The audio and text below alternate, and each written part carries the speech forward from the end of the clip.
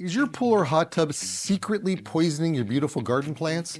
That splash water isn't just harmless H2O. It's loading your soil with chemicals that sterilizes the earth and burns your plants from the roots up.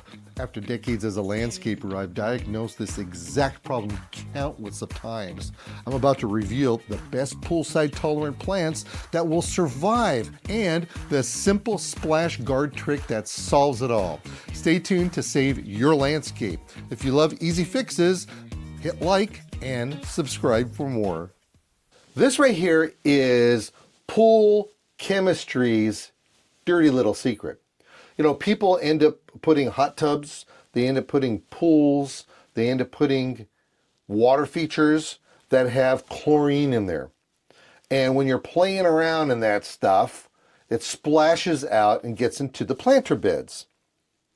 So when you have these planter beds that have plants inside them, because that's why they call them planter beds in the first place, the water gets inside. And the problem with that is that the chlorine from that water doesn't just disappear. It actually accumulates into the soil. And it sterilizes and kills off the beneficial microorganisms. It takes and it burns the plant roots. And what's even worse is that it really makes your soil pH super wacky. And we know how important soil pH is, measured on a scale from 0 to 14, with 7 being neutral.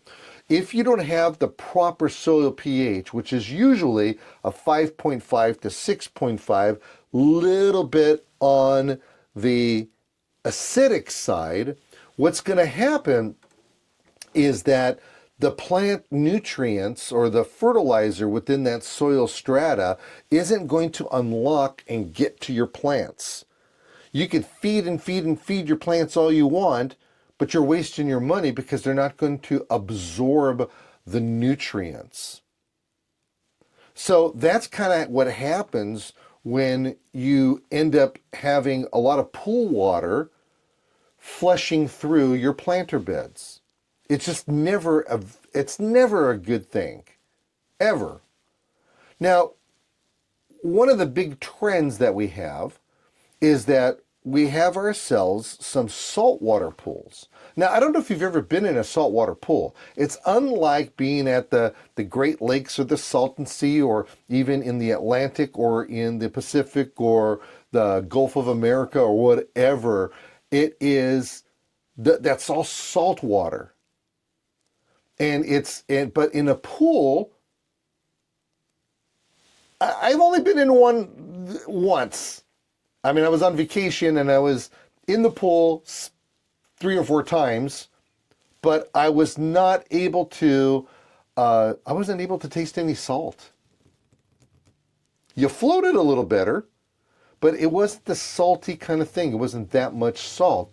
However, saltwater pools are equally as problematic. Now, the problem with it is that there's a salt buildup, and your plants are going to get burned. Your leaves, I should say the leaves are going to get burned. In particular, the tips. The tips of your leaves are going to get burned. We talk about that all the time on the program, where when you have house plants and you water the house plants and you say, all right, the tips start burning back, that's because of too much salt.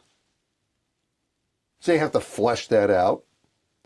So what do you do with a solution? I mean, how do you solve this solution so you don't get the salt buildup and you don't get the stunted growth because of the wacky pH or whatever the case may be that these plants can do to, this water can do to your plants? Because we want to be able to enjoy that kind of stuff. Well, first and foremost, of course, you could put in potted plants. You put a potted plant over by a spa, you put a potted plant by the pool. You have less of a chance of the splashing. You have less of a chance for any kind of water seepage to get into the plant. But sometimes that doesn't work, does it? Sometimes you just have to go with the flow and understand that you're going to have that you have to fix this. Now, the way around this is that if you're going to use salt water, you can get yourself salt loving plants, or I should say salt tolerant plants. You could put in splash guards. Splash guards could be something real simple as some plastic that you're going to put, decorative plastic. You take and you have borders, and you could put these borders up a little bit taller, or what you could do is you could put brick, do something decorative on there. So there's a lot of choices that you have, but you have to head it off. That's what you got to do. You can put the types of plants inside that would be tolerant of that.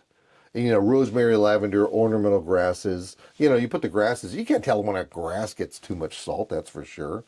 And then keep your plants away. Keep your planters away around 10 feet away.